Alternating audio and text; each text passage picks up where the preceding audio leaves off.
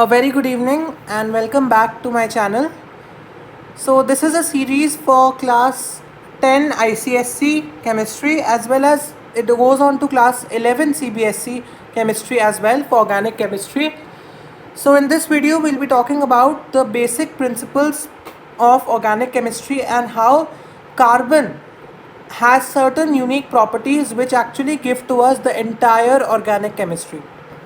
Now this is part 2 of the series of organic chemistry. Part 1 is on basics of covalent bonding, which is very important to understand organic chemistry. So in case you have not watched it, just see the playlist and go and watch part 1. Okay. So now let's talk about part 2. So in part 1 we have discussed covalent bonding. So in this part we'll be talking about basic properties of carbon giving rise to organic chemistry. Alright. Now when I talk about organic chemistry, this is a branch of chemistry which is dealing with study of chemistry in daily life. How chemistry is applied in daily life. So basically organic compounds are compounds which pertain to life. Okay, those compounds and uses in our daily life are the organic compounds, and we are talking about these kinds of compounds only when we are talking about organic chemistry. Alright, the rest of the compounds are dealt with in inorganic chemistry. Alright. Now, the whole organic chemistry and whole organic compounds actually revolve around a simple element of the periodic table which we all know, the carbon or the big C. Okay, this C is for carbon, which actually is responsible for the entire organic chemistry. Alright. Now before we move on to the properties of carbon which give rise to so many carbon compounds or organic compounds, we'll discuss some basic trends in carbon. Now if I talk about carbon, the atomic number of carbon is, I hope all of you know this. What is the atomic number of carbon? I hope you all guessed right, it is equal to 6. Okay. Now if I write the electronic configuration of carbon, the electronic configuration, it will be Kl24. 2 inner shells and 4 valence shells. Okay. Now in class 11 level, when we study about quantum numbers, we also know the electronic configuration can also be written as 1s2, 2s2, 2p2. Okay, this is using quantums for class 11 level. Okay. Now in both the cases when we will be seeing, there are 4 valence shell electrons in carbon. Okay, these N4 are your valence electrons. Okay. And as carbon has 4 valence electrons, the valency of carbon also is 4. We have valency also as 4. Okay. Now because there are 4 valence electrons, we already know that a metal has 1, 2 or 3 valence electrons and a non-metal will have 4 to 8 valence electrons. As carbon has 4, it is a non-metal.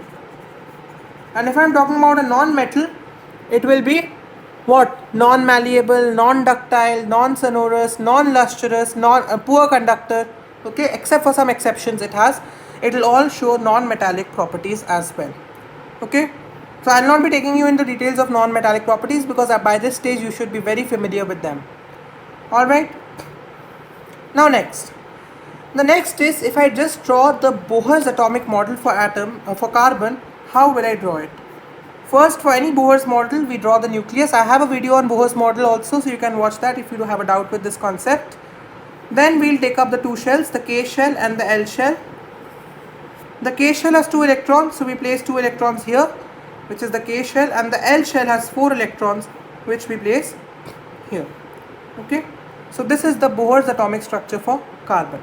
Okay, this is the atomic structure for carbon, where this is the nucleus. And nucleus, as we all know, is proton plus neutron. Fine. Alright. Now we will be talking about some very important and crucial properties of this carbon element which is giving rise to organic chemistry and all organic compounds containing carbon. Okay. So when I talk about this topic, the uniqueness or versatile nature of carbon, there are 3 major properties which come into our mind. Let's deal with them one by one. The first is catenation. Now what do you mean by catenation? Catenation is a self-linkage ability. Now what do I mean by self-linkage ability? Self-linkage means it will form a bond with itself. Carbon forms a bond with carbon, which is a covalent bond. Why carbon forms a covalent bond? I have already dealt with in my previous video. So please watch that on covalent bonding concept in case you have a doubt with this. Okay. Carbon can also form a double bond with it by sharing 2 pairs of electrons, and it can also form a triple bond with it by sharing 3 pairs of electrons. Fine. So catenation is a self-linkage ability which is determined by either forming various bonds, which is called bond catenation, when it will be linked by a single bond, double bond, or a triple bond. The second can be shape-based catenation. Shape means when carbon links to carbon, the carbon-carbon linkage can be either a straight chain, ST for straight. It can be branched.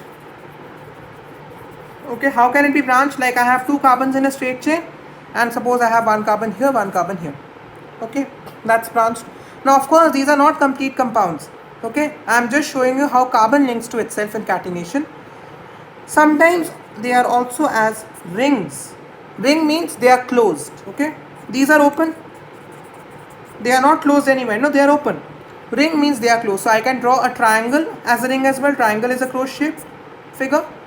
They can link as a pentagon as well, like this.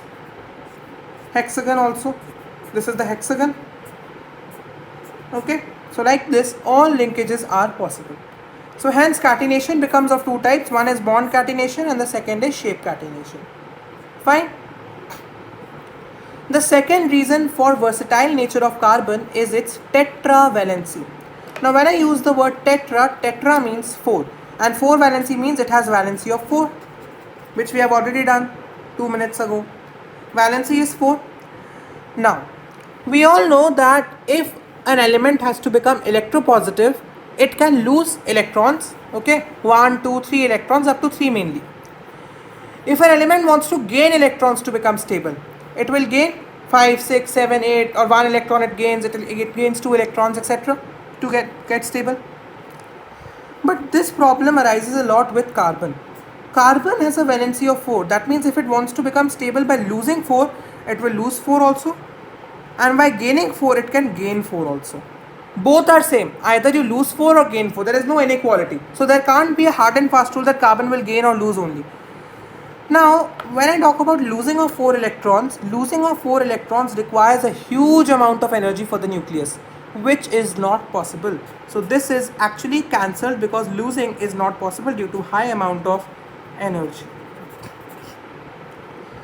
Now when I talk about gain of 4 electrons. Now if I talk about the nucleus of carbon, how many protons are there in carbon? Atomic number is number of protons, so protons of carbon is also equal to 6. Electrons originally in carbon are also 6, as we have just done. Now if it gains electrons, suppose it gains 4 electrons, then the electrons will become 6 plus 4, which is 10. Is then there a huge imbalance between proton and electron? The proton number is not at all equal to the electron number. There is a huge imbalance. And because of that, this gaining is also not possible. This imbalance cannot be accommodated. And hence, this possibility of gaining 4 also goes. Alright. So what is the only option I am left with? The only option I am left with is sharing 4 electrons. If carbon itself will have 4 and it will share 4 as well. Okay. So the only option left is share of electrons. Share of electrons. Okay, how many electrons? 4 pairs. And we all know sharing of electrons can only be accommodated by which kind of bonding is covalent bonding. And hence, due to the tetravalency of carbon, it always accommodates share of 4 electrons and goes to covalent bonding, which is another important factor giving rise to organic chemistry. Now one more small piece of information. As I have told you, carbon can only share 4 more electrons to accommodate its complete shell, to get noble gas configuration. So maximum number of bonds a carbon atom can have as well is 4. So the covalency is the maximum number of covalent bonds that an atom can have of carbon is 4, because it only needs 4 electrons more for sharing. So 4 pairs of electrons can be shared by carbon and it can only form 4 bonds at the maximum, which accounts for its covalency as 4. Okay. Covalency, what is covalency? It is the number of electron pairs you are sharing. Carbon already has 4. You can see here, carbon has 4, and carbon, which already has 4, I can draw it by this dot structure. will need 4 more. So suppose it shares a bond with an atom X, X will give one here, X will give one here, X will give one here, X will give one here. So how many are the total atoms on carbon? 8. And hence the carbon needs 4 bonds maximum. So that's a golden rule of organic. Whenever I am drawing any structure of any carbon compound, I will make sure that carbon has only 4 bonds in order to satisfy its octet. Okay, for the noble gas configuration. Fine. Now the last property, now these two are the major properties. There is another property called as isomerism. I will be dealing up with isomerism and its types in my upcoming videos of organic. Isomerism means compounds having the same molecular formula. That means the number of molecules in the compound is same, but the structural formula, the structure in which the compounds are formed is different. That means suppose I have this compound C4H10. Suppose ये compound है. Now see, just don't confuse yourself with this big name. This is called butane. In my upcoming videos, once you will watch it, you will be very confident with these compounds. This is just an introduction on isomerism. This means the number of molecules of carbon here is 4 and number of molecules of hydrogen is 10. Now what I mean by isomer actually is that these C4H10 can be arranged like this also. C, it can be arranged like this, H10. It can be arranged in a branch way as well. Okay. Anyway, this can be arranged and the structure will be different. Structure I am talking about basically the arrangement is different. The number of molecules is same but the arrangement is different. And of course, if you just imagine this, you have one molecule which can arrange itself in suppose 5 ways. So that means how many molecules are possible? 5 are possible. Isn't it giving rise to huge amount of compounds? So hence I can conclude that catenation, tetravalency and isomerism are the 3 properties of carbon, giving it uniqueness and a versatile nature and accounts for many organic compounds to exist. Okay, so what was the basic aim of these properties? Many organic compounds. Organic compounds. Okay, this was our aim for studying these 3 properties. Now using these 3 properties only, we can actually study the entire organic chemistry. Isomerism I have just touched upon in this video. You will not be able to understand it right now. We'll be taking it up in the upcoming videos and make the concept clear slowly. So stay tuned to this channel. Very soon I'll be coming up with part 3 of organic chemistry, in which we'll be talking about classification of organic compounds. Thank you, and please like, share and subscribe my channel. And in case there is any doubt you have with any topic of organic chemistry, any other topic you want me to take up, please do write in the comment section. I am waiting for comments to come. Thank you.